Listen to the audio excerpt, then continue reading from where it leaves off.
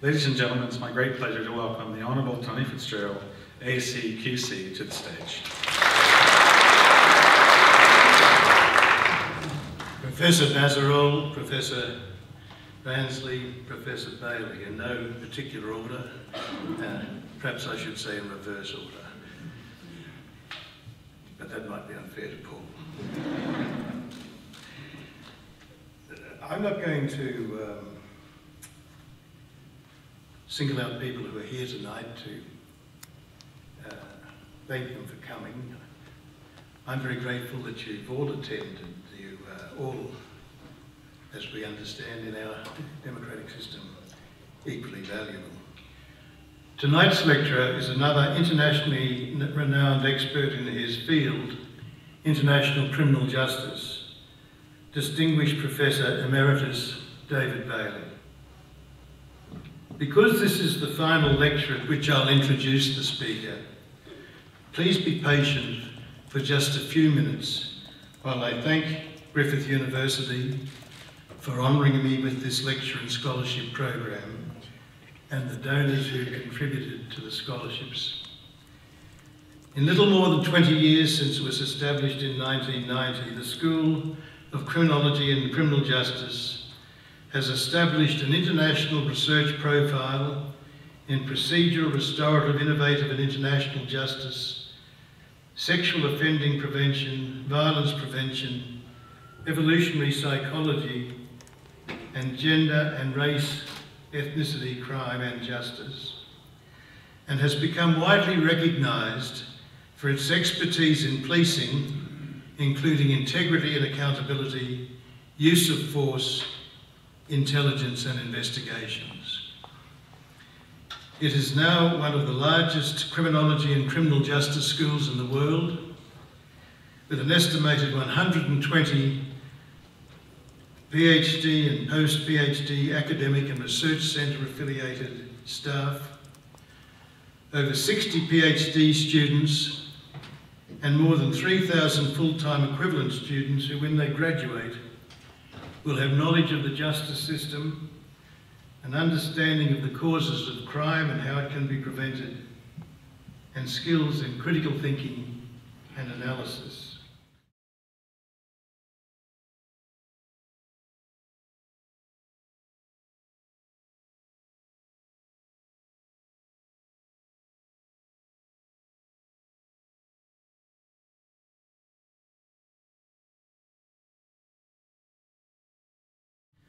Before I hand over to Professor Bayley, there's one other preliminary matter, and I'm now about to adopt my grumpy old man persona. Knowing that observations of mine in tonight's program will again irritate the Murdoch media, especially Queensland's own Courier Mail, which would be better called the Craven Mail because all bullies are cowards. The Craven warrants a special mention for its pompous self-regard and gutter tactics. Its decent journalists must find it unsettling to work alongside rabid gossip mongers and an editor who has made the paper an object of derision for thinking Queenslanders by virtue of its debased tabloid standards and blatant pro-government and anti-intellectual bias. I'd prefer to disregard the abuse, but I don't want my silence to encourage bullies like the Craven or discourage others, especially young people, from speaking out against powerful vested interests. The Craven's strident partisanship provides a useful reminder to any who might be interested that any possibility of effective democracy will be lost if we allow ourselves to be intimidated and silenced by reactionary, self-interested politicians and media riffraff.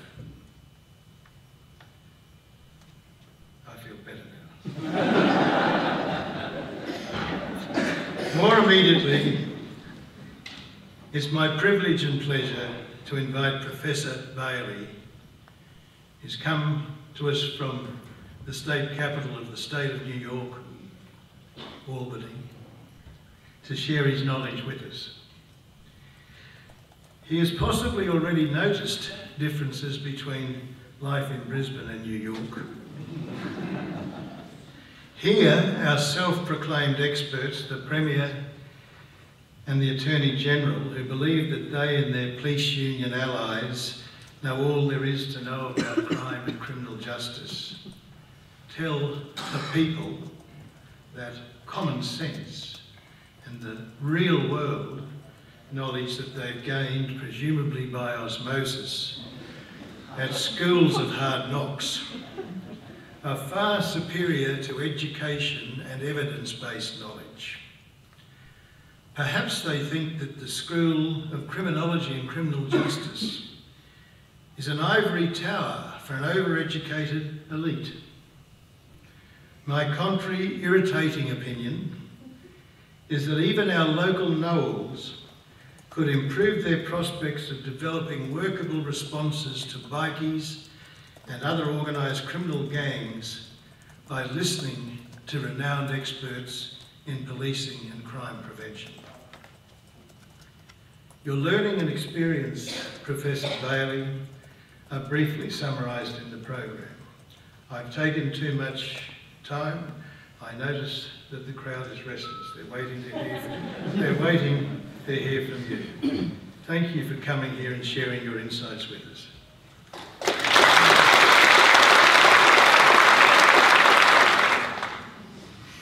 Good evening, ladies and gentlemen. Tony, thank you very much for your introduction.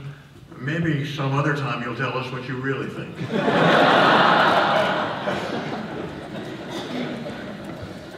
This isn't my first encounter, either with Tony or with the report. In fact, I was in Adelaide in 1989 when the report first came out. And I came up here to do some work with the Queensland Police on community policing, and I asked for a meeting with Tony, and we had a very nice talk for about an hour and a half in his office, and I think back on that with great fondness. It was great fun. And I am very honored to have been asked to come now, 25 years later, on the 25th anniversary of the issuance of that report, to give this lecture. It's a distinct honor, and I'm very grateful to Griffith University for inviting me. I'm going to do three things tonight. I'm going to try to answer three questions. And the first question is, where does the Fitzgerald Report fit in reports of that kind in the pursuit of police accountability? The second question is, what's the legacy of the Fitzgerald Report? And thirdly, what have we learned since then about improving our chances of success in achieving police accountability? Now, where does the Fitzgerald Report fit among reports of a similar kind, of these gold standard sort? I went back and reviewed these sorts of inquiries since the late 19th century in 54 countries, and these are the English-speaking countries of the world, not necessarily all democratic, and this includes the Commonwealth, plus the United States and Israel. And it is that group that I'm going to, within that group, that I'm going to locate what Tony has done. You will also notice something about the corruption inquiries in the United States. They largely involve New York City, not Los Angeles, not Chicago, not Philadelphia, right? This is kind of peculiar. Tony, maybe New York is more like Brisbane than you suggested in your remarks.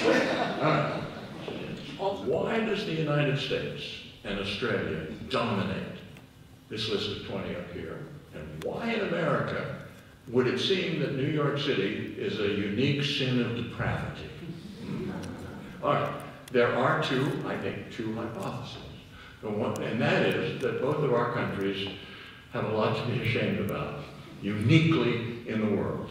That our police are worse than the police even in the developed democracies of the Commonwealth and other English-speaking countries. I don't happen to believe it. I think that's totally nonsense. I think that the problems that you revealed in Queensland and these other commissions have revealed in their countries, I think these are more common in the world, and it would be foolish not to think so. So that's not these sorts of problems. And it seems to be, what should I say, it's a tradition almost of culture in your country and to some extent in my country, especially in New York City, that we do this in public. And we empower special groups of people to investigate and to make reports. And so in some ways you can look at this list and say, it isn't that Australian police are particularly bad, but the Australian public has a particularly open way of confronting these problems, and that many other countries don't have this tradition. They don't have the kind of openness that this skewed distribution suggests. I think this is to the credit of Australia and to Queensland, and not to its discredit. If you go back to those 20 reports, you will find that these are the things that occur, these are the recommendations for addressing the problem that occur most often. This is the consensus. If you want, these are the silver bullets that all of these special commissions recommend. I want to make two observations about this. First, all of these are in Fitzgerald. These recommendations account for only 43% of all the recommendations that these commissions make. In other words, and the point here is this, that all of these commissions say, do these things. They're very important, but it isn't enough. And what they are saying, all of them, is that you've got to focus on the local problems and the shape that corruption took and use of force, misuse of force took, and so forth. This varies by place, and you have got to address these problems in local terms and not just in some kind of silver bullet terms. You've got to adapt.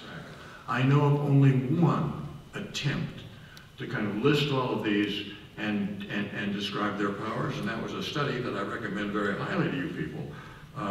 That was done by the OECD in Europe. That's the Organization for European Cooperation and Development. That was 2008, and it's called Specialized Anti-Corruption Institutions, and it reviews models in 14 countries. Only 14 countries. There are many other places where this has occurred, and it is very difficult to keep track. And I say to my academic colleagues especially, we need to do a better job in keeping track of these and comparing how they're performing and how they are constituted, because the variety of these is simply astonishing. I mean, some of these commissions hold the police to account, others hold all of government to account, including the police. Some of them focus on corruption, some of them have a broader mandate, some of them have powers to investigate and to prosecute, some don't. Some do make policy, as European ombudsmen do. Some don't make policy, and on it goes, the variety. Something enormous is happening out there, and we are not well keeping track of what it amounts to. But the fact that there has been a change institutionally and a seriousness of purpose with respect to addressing or holding the police to account, I think, is unarguable. What do we know? What are some of the principles we know besides this list of silver bullets? What do we know about doing better in holding the police to account? And I'm going to give you 7 points on that, and they are the following. Take a few minutes.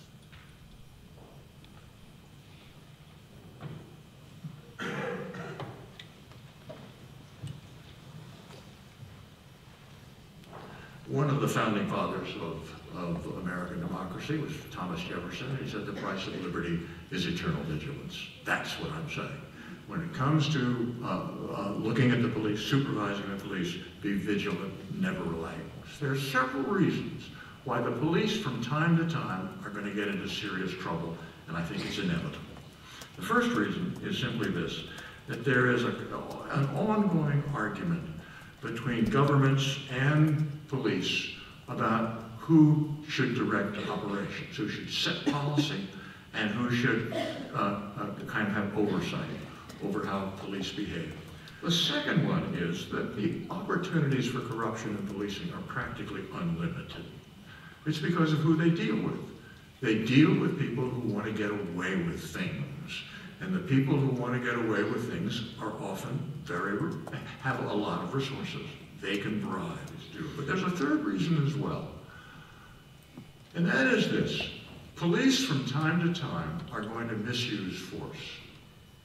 Count on it. Now, why do I say that?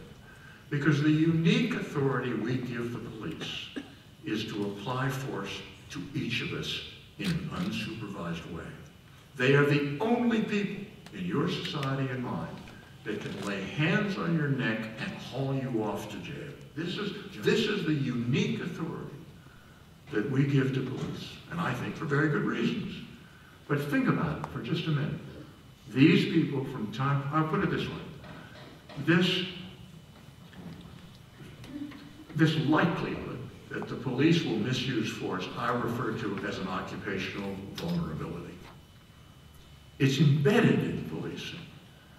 And if you think there are other occupational vulnerabilities too, the occupational vulnerability for a doctor is malpractice. For a lawyer, breach of trust. For a banker, defalcation. Maybe for scholars and teachers, it's the occupational vulnerability, maybe being dull or stupid, something like that. Huh?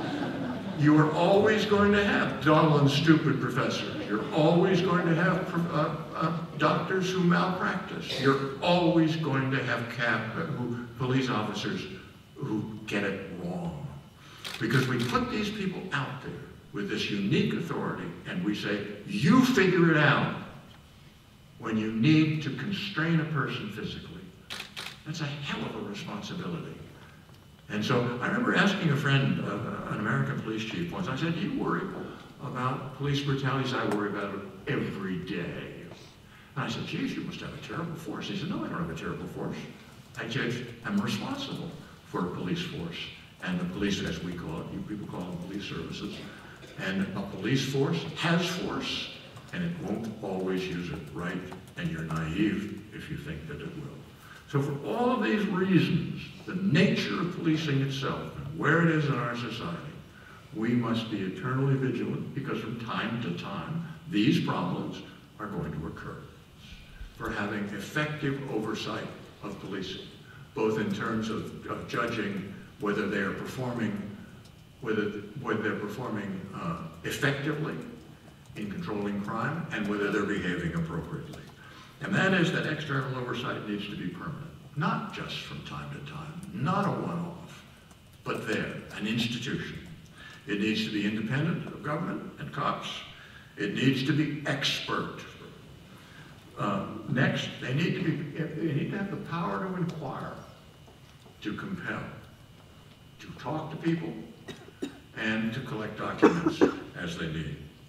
And lastly, they need to reveal publicly what they are finding out. Not behind some kind of screen or curtain, but they need periodically to tell the public what they're finding out. These, I think, are the essential characteristics, not just of a one-off blue ribbon commission, but for effective, permanent oversight. Fourth, recognize that internal accountability is a precondition for external accountability. What I'm saying by that is it's very unlikely that the people external to the police will know more than the police do. And if the police don't know something, it's going to be very difficult for the people outside the police to find it out. That's my point. And I think one of the most important things we can do is to make what's going on in police, large police establishments, visible and transparent to themselves. I was continually surprised at how when you have frank conversations with senior police officers, you ask them what's going on and you ask them pointed questions, they haven't got a clue. 5. This I think is fairly obvious, but it's funny how often it's forgotten. And that is reform starts at the top. Doesn't start at the bottom.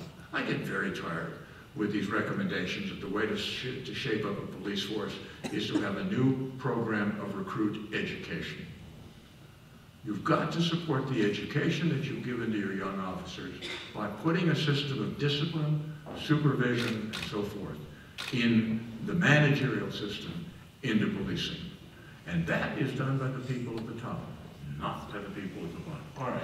6, which is reform tactically. And this was, as I told you before, when I reviewed the recommendations of various police inquiries, and 43% of the suggestions had to do with what you do locally. Let me give you some examples of this.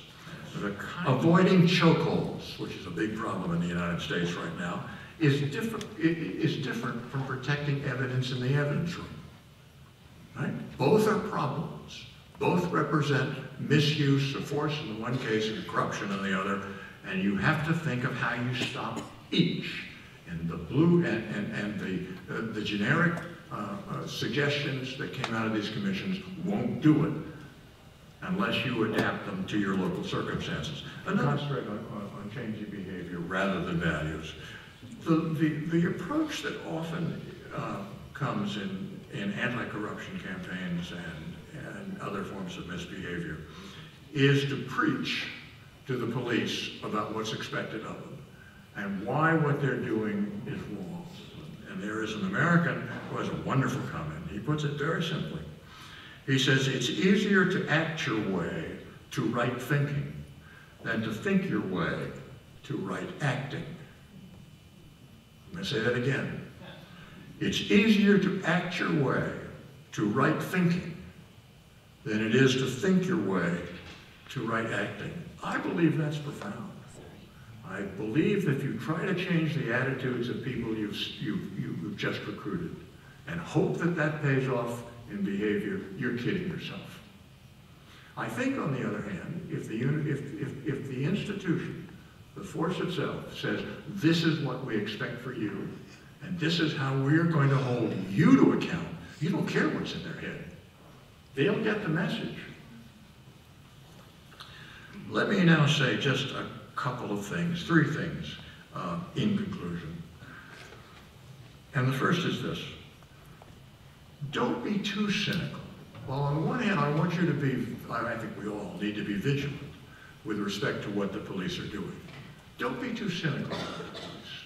By and large, I think, in Queensland, in the rest of Australia, in Canada, the United States, by and large, they do a good job. In fact, it's my observation in my 40 years in police studies that the standard of behavior in countries like yours and mine have improved enormously. It's not to say they're perfect, but they've gotten a lot better. And it is somewhat irritating to me that the public doesn't know this, and the public isn't and the press isn't helping to know that. The press is very cynical about the police, and I think often, exaggerates the problems in the police. There are real problems, but at the same time, the behavior of the individual police officer is, I think, very good. Think about it for a moment. The fact is, we take those kids out there, we tell them what they should do, and they deal with these people, by and large, sympathetically, empathetically, and in a very skilled way. Do they make mistakes? Yes. Most of the time, they don't. So don't be too cynical about it. That's my view. My second point would be that I think there's a growing understanding that that holding the police to account is not just a nice thing to do. It's not a matter of just kind of human rights and liberalism and bleeding hearts and all of that. I think there is a good deal of research that's been collected in the last couple of decades that shows that if you hold the police to account in ways that the public recognizes, the public is more likely to support the police in what they do. With respect to the quest for accountability and the institutionalization of it, I think we've reached the tipping point. I don't think there's any going back. I think there is a growing number of these institutions. It's what the public wants, and it wants government to do. More than that, I am finding more and more that people at the top of police services, both in Australia and Canada and other places, they're now coming to recognize that this is inevitable as well.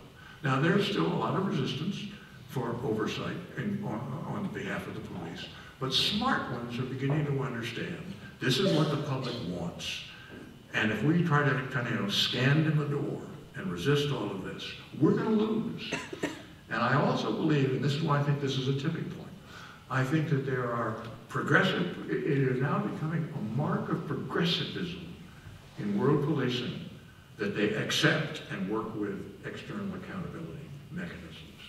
I think we're at that point. I don't think there's any way to go back. All right, those are my final conclusions, so just let me say this to Tony and to all of you. Tony, thanks to you for showing us the way with respect to achieving police accountability. And to Queensland and to Australia more largely, I say, good on you. Good on you. Thank you.